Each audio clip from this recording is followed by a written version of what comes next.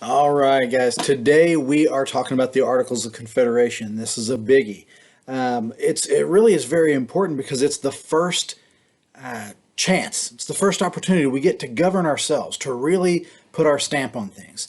And so what we're going to see is out of this first governing document, the thing that stands out to me the most, not the individual provisions, not that it was any great document. The thing that stands out the most to me is that this is a reaction, maybe an overreaction to all that we had experienced, to all of our fears, to everything that we had endured. This was a reaction to that.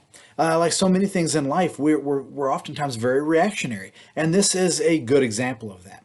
Let me show you what I mean. So the very first thing that we're going to see is we were fearful of monarch rule. We didn't like the king. We fought for our independence. And so when we got the chance to create a new document that was going to govern our way of life, one of the very first things that we did was we wanted to make sure that no one person was in charge. So not only did we not have a monarch, we didn't allow for an executive. There was no president under the Articles of Confederation. Next thing that we're going to see is we had been so angry over what we considered unfair taxation and taxes that were too high. That when we get the chance to kind of create our own thing, within the Articles of Confederation, we don't allow for the federal government the authority to collect taxes, only the state governments. So again, we see that as a reaction to what we had been through. Next, we were worried about this intrusive government, that this big government would be able to kind of interfere in our lives and whatnot, because that's what we had experienced with Great Britain. Well, what do we do when we write the Articles of Confederation? We give the federal government very, very little power. Most of the power is given over to the states. Now, the reason for that is most people felt that states were more local, that you had more access to maybe leaders of different states. You had more voice because you weren't trying to be heard over the den of an entire nation. So they felt like you had maybe a little bit more voice, a little bit more control, a little bit more power if government was a little bit more local. And so we wanted to get rid of big government or at least give it very, very little power. And so that's what they do in the Articles of Confederation. Another thing that we had been fearful of in our time as British colonists was we were fearful of the government's military power. The authority that gave them, the power that they could wield. Think of things like the Quartering Act and so forth. Well, within the Articles of Confederation, we didn't even allow for a standing army. It wasn't that we were afraid of England or France or anybody else for that matter. We were afraid of government and our own troops. And so we didn't want them anywhere around on standing orders. I felt like that was too much of an intrusion. So we wrote that into our first governing document. That, to me, the Articles of Confederation really show a lot of fear, a lot of what we had been through. You can tell the story of the American Revolution by simply looking at the Articles of Confederation and what we were limiting the government from doing. So anyway, now, they represented all of our fears. They represented some of our desires. But there are some problems as well, because if we're being perfectly honest, the Articles of Confederation suck. They're no good at all. It's a terrible governing document, which is why we don't live under them anymore. In fact, we didn't live under the Articles of Confederation for more than a few years before we realized that this isn't going to work. So the reason is what happens in the case of a crisis? What happens when there's a major emergency? Whether it's something like we're going through now with COVID-19, whether it's an attack from a foreign country, whether it's an economic crisis, sometimes we do experience crises. When we do, we need for there to be one strong, clear voice leading us. But there's no executive. So who do we turn to? In a time of crisis, we don't know under the Articles of Confederation. There's too many cooks in the kitchen that way. Next, how do we fund the government? There's no taxing authority. Right? And so the federal government has always got their kind of hat in their hand seeking handouts from the states. Well, how can we be one united, cohesive country if the federal government is always at the mercy of the states? I don't like big government, right? I like local government. I like to have more say and more power, more control. I like my voice heard, but there is a time for state control and state government in certain issues, and there's a time for there to be a national response to things. but the federal government can't act if they don't have the money to do so. And that's not going to exist under the Articles of Confederation. Next, how do we protect ourselves? If there's no standing army, and under the Articles of Confederation there's not, then what do we do if Great Britain tries to come back, or France, or Spain, or any of the other world powers? If we're truly writing this for the long haul, right, for a nation that we hope to establish for a long time, we can't really foresee the things that may come up. And a standing army is certainly one of the things that we need for our own protection. Now, you can argue about the size of the standing army, you can argue all sorts of different things, but the reality is we probably do need some sort of a standing army to deal with our defense. That doesn't exist in the Articles. So we made a lot of mistakes in the Articles of Confederation. What did we get right? And I do want to give credit where credit is due, because the Northwest Ordinance does do one thing I think really well, and what that is it creates the Northwest Ordinance.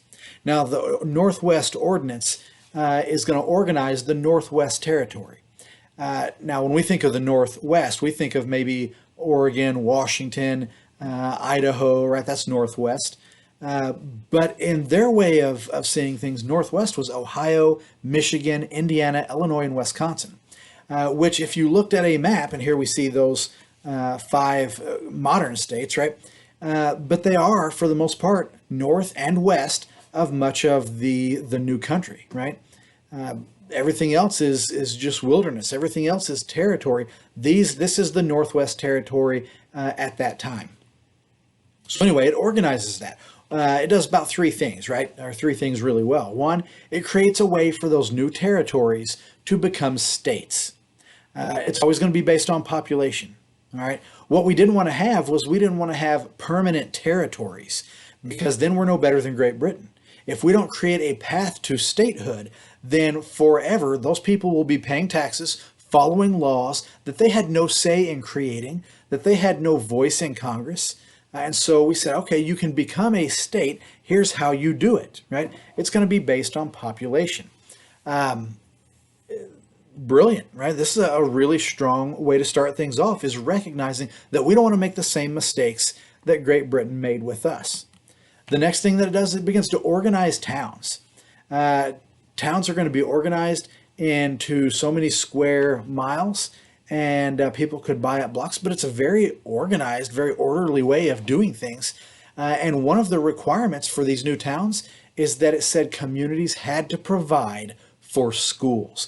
They had to provide the land. They had to provide some monetary value in order to attract school teachers and build a building and provide education. Remember, at our very basic beginnings, we come from, in many cases, Puritans who had instilled a value of education. And so as we begin to expand westward, as we begin to move into some of those territories, we bring with us that desire and value for education. And it's written into the Northwest Ordinance. Next thing that we see, and this is very, very important, the Northwest Ordinance not only created a way for schools to be created, not only created a pathway to statehood, but it also outlawed slavery in those territories, which means that those states would never have slavery.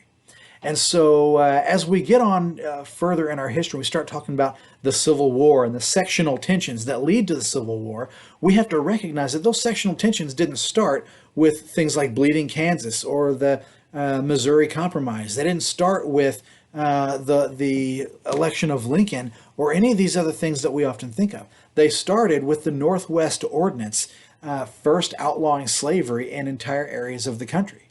And so that's going to mean that for those people, it's far more likely, growing up in an area where slavery is not allowed, that you will be willing to see the virtues of abolitionism. And so sectional tensions, while we're not at that point yet, the seeds of sectional tensions are going to be sown, and rightly so, with the Northwest Ordinance. So anyway, that's kind of what that looks like. Now, we celebrate the new government. We celebrate the winning of the war. We celebrate our independence. But as we said, the Articles of Confederation, while they do get some things right, there's a lot that they get wrong. There's a lot. I mean, this is, is like, it's not an easy thing to start a new government. It's not an easy thing to figure out how we're going to lead ourselves and how we're going to be ruled. So this is a very basic attempt, and it's not one that goes really well. It's going to be a little bit of time, right, before it gets tested. But it will get tested, and it will fail. We'll see that in a future video. Watch Shays' Rebellion, right? But ultimately, it's going to fail. There are parts in it that we still salvage and we still champion and celebrate today. But by and large, the Articles of Confederation were a failure. Out of that failure, when we realize the mistakes that we made, we're going to see the U.S. Constitution. There will be a video on that as well. So anyway, with all that said, we're done. Make sure that you subscribe, watch some of the other videos that I've mentioned, and check out my channel. It was good having you guys. Thanks for watching.